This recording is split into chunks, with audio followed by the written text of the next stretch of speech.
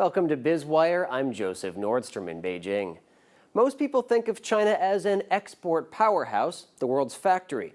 But the makeup of the economy here is changing. Last year, the production of consumer goods overtook heavy industry as the biggest contributor to the nation's GDP.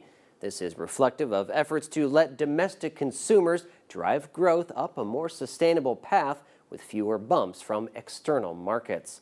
This is having a profound impact on the economy as makers of consumer goods need substantially less capital and credit than industrial manufacturers. This should help the country reduce its dependency on borrowing and state-led investment to boost growth and to reduce industrial debt gradually without a shock. Also, consumer spending cycles tend to see much less dramatic swings than industrial goods, which will help reduce the economy's volatility.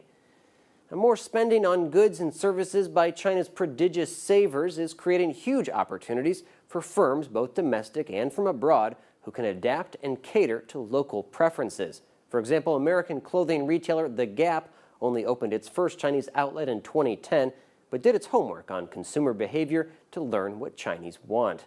Gap now has 81 stores and says it will add 30 more by the end of this year.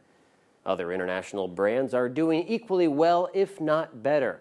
Labels that are perceived to be at the higher end or luxury from the U.S. and Europe have a great advantage with their brand recognition and consumer trust, information that travels fast online. Coach, Louis Vuitton, and Bottega Veneta all have a large and growing presence in China's glittering malls. Now, with many earning high incomes across the country, brands are moving quickly to virtual territory to serve those shoppers in out-of-the-way places through e-commerce platforms.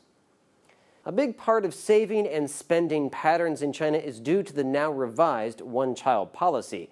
As males vastly outnumber females, competition for a partner is intense and often focuses on material items.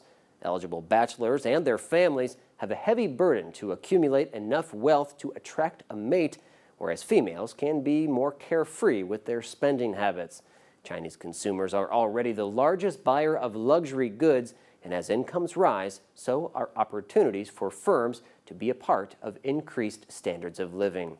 You're watching Biz Wire on the Blue Ocean Network, China's first and only privately owned English-language broadcast media. Our full episode can be seen on our website, BONTV/biz-wire. Let's turn now to Neil Jones for a quick look at a few stories that are buzzing through the markets.